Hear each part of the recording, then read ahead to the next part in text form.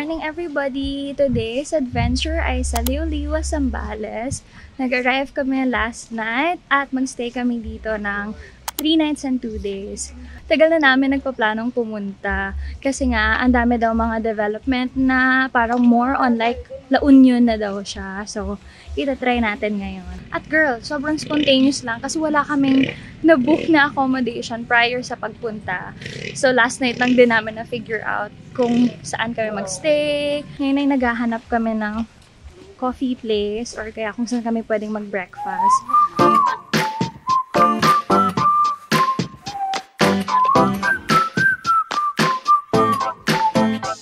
Dito kami mag-lunch today sa El Paraiso Resto Bar. Look nyo guys, in fairness talaga, ang ganda ng mga accommodation nila dito. Merong mga glamping sites, tapos may mga beach resorts. Girl, ang mga aesthetic, talagang naglalaban talaga sila dito. Nakita lang namin sa TikTok na medyo malalayo kasi sa kung nasan kami yung mga ibang okay daw na restaurant.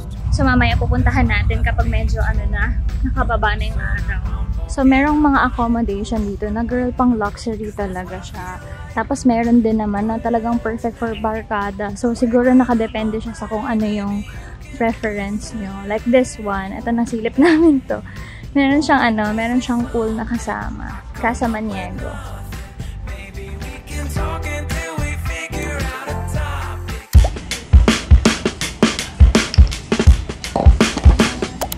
Nabura na siya. Nakagamit. Ay, Marso, try mo to. Ano? Parang nabuhay yung buhok mo. Diba, Mi? Nag-shine-shine siya. Kanina sobrang patay niya.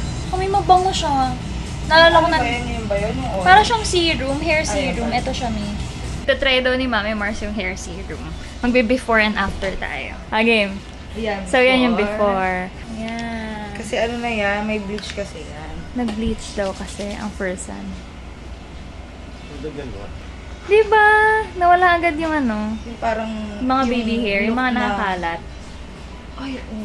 Diba? Ano masabi mo? Love it. Presentable. Makes me daan na Titan eh. Pero ayaw niya magpa-video niya na. Diba? Ganda, Mi. So, yan na yung after. After.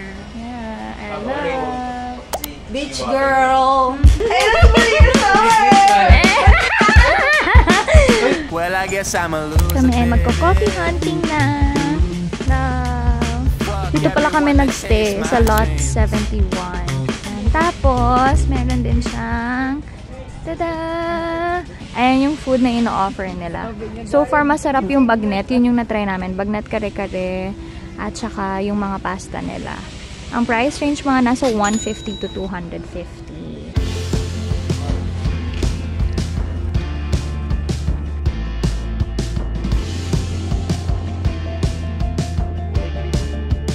Punta na kaming Sestra para magkape. And mag-merienda.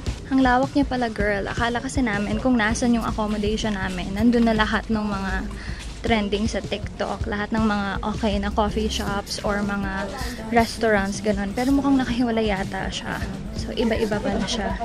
Hindi siya katulad ng La Union. Kasi diba yung La Union, sa isang mahabang street, nandun na lahat. Which is okay din. Kasi accessible siya agad-agad. And tricycle lang. Dito, girl, talagang dalakad talaga kayo. Well, meron naman yata mga tricycles, may mga ATVs, ganyan. Pero magkakalayo pa rin siya.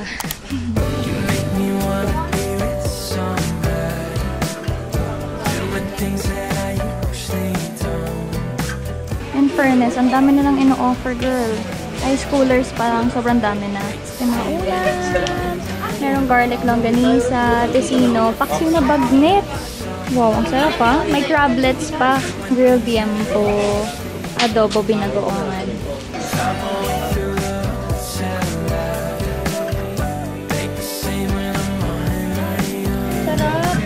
Tapos na kaming kumain sa Mommy Phoebe's. And girl, tama si TikTok. Masarap talaga siya.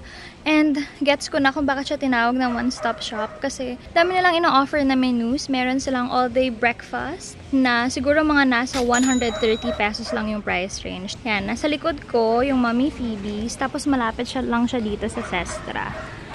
Tada! Uptown on the road, I've been around the floor, rooftops, sliding doors. Just wanna know you more. I hope you wanna be Hi! spending all of the night moonwalking.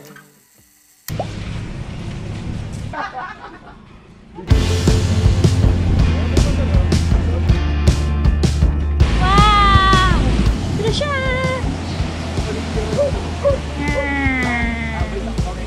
Sleep today and call tomorrow. Wink at me and drink the bottle. Lipstick's cold, the bus stops freezing. We started walking for no reason. The weather didn't call for rain tonight. Nothing's gone, it's not forgotten. You say this doesn't happen often, but I can tell that something's on your mind. Tapos, Monopoly night! may wild property card Nagtuturo din si tayo na Marina tinatawag Summers. na, ano, Isang water naman. So, kailan mo ito gagamitin? pagbuo na yun. Haba din ang book sa Uy, kalikili. ito naman, plus 3, pero bawal mo to ilagay sa, ano ba, hindi kayo nakikinig eh. Yes, ma'am. Yes, Mia. Tapos, ito yung, Good morning! It's our last day. At kami ay magbabanana boat today at magbe-breakfast sa Ola. Yung mga pusa dito ay very mga majujubis. Cute! Let's go! Ang liw-liwa ay literal na slow life.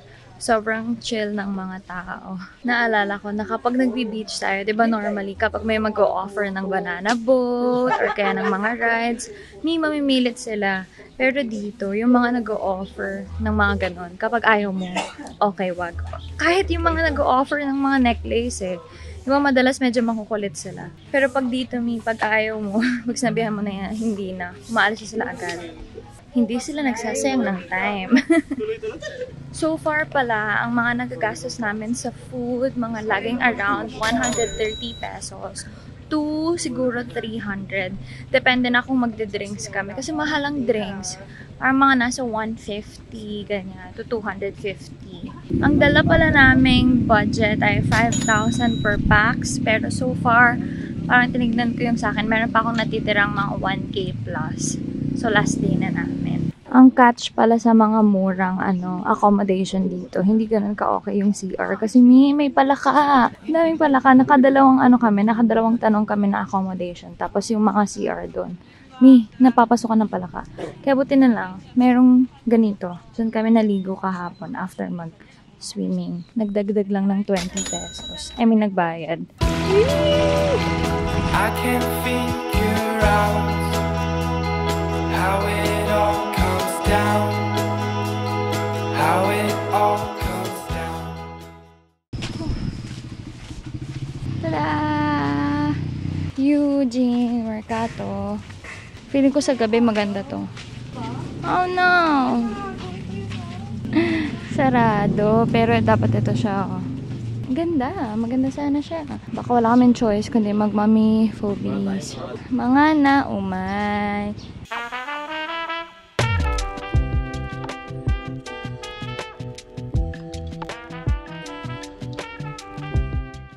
Kakatapos lang naming banana boat at last na meal na namin dito sa Liuliwa. Sikat siya kasi masarap daw yung food, tas very aesthetic. So, try natin!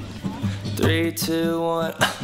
Arguing again, arguing about something so simple. Make it clear, tell me why you're running back to him.